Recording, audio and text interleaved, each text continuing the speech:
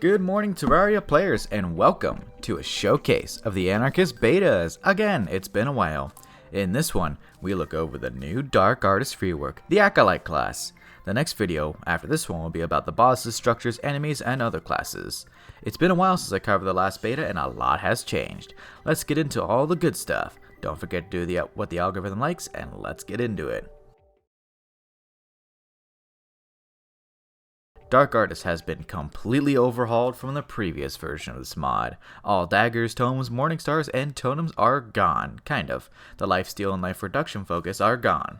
Don't worry though, the necromancer is still here, although he's now a warlock. What does the new Dark Artist, renamed to Acolyte, have in store? Currently, the only content for it is in pre-hard mode, and it's already looking to be more unique and interesting versus the previous rendition. They have 5 brand new weapon types this go around. There are runes and tomes, ritual blades, scythes, scepters, and daggers. Let's get into what each of them do, starting with tomes and runes. Tomes are kind of back from the last update. The only similarity, however, is that they are books that shoot stuff. Each tome acts as a base to slot in the new runes into. Any tome you get is inactive until you slot a rune into it.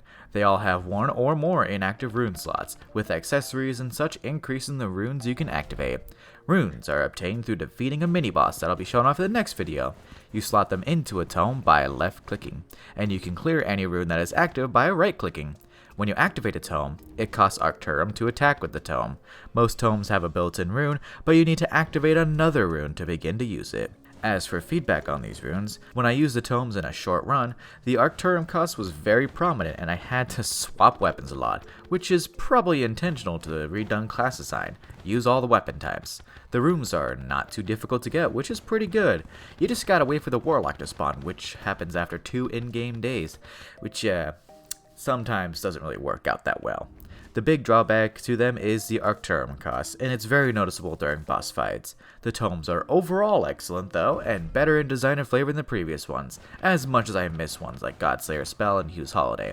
They're pretty simple, as is expected of pre-hard mode stuff, not super duper flashy yet.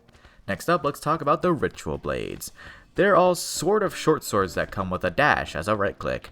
Landing hits with the attack or the dash regenerates Arcturum, and dashing through enemies gives iframes.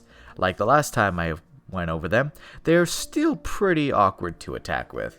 I don't really see them as viable unless you're just dash spamming or cheesing with dummies. If the intention is to dash spam, the actual attacks are just fine to be removed. They're too awkward to be viable. There was one ritual blade I was allowed to preview early ahead of the next beta, and it attacked like Scythes do. Felt much better.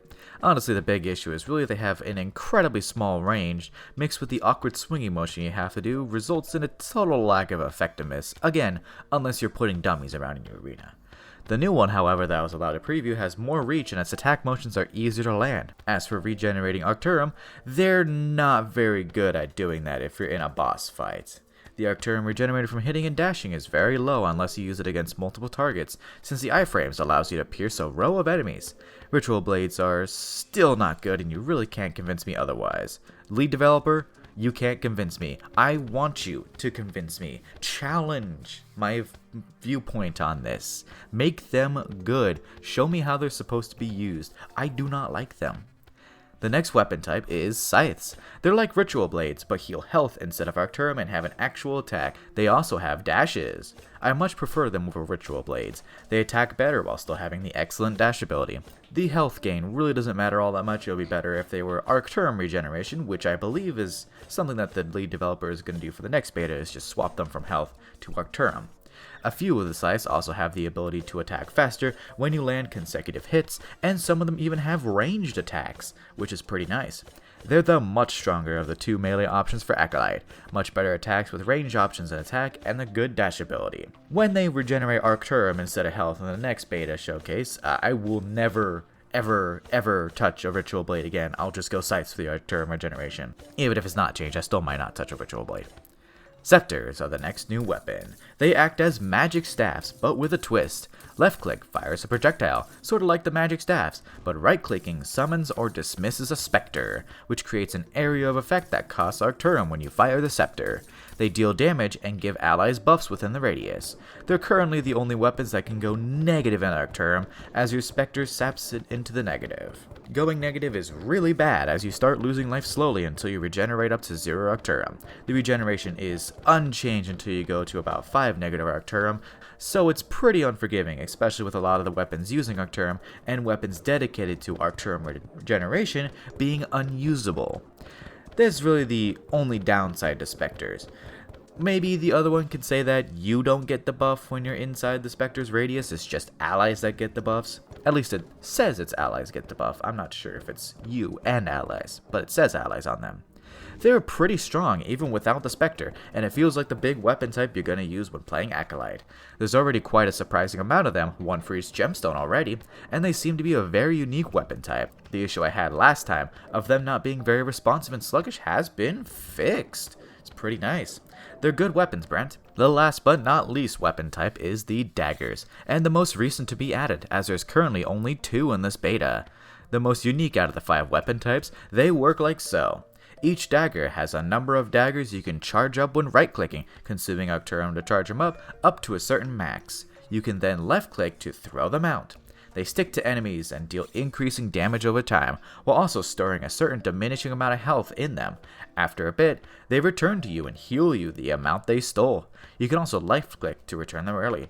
The healing is very potent if you're able to keep them attached long enough. You can't attack while they're attached, by the way. You don't even need all of them attached to already out-heal Scythes. They're very potent healing weapons, and I absolutely encourage more of these.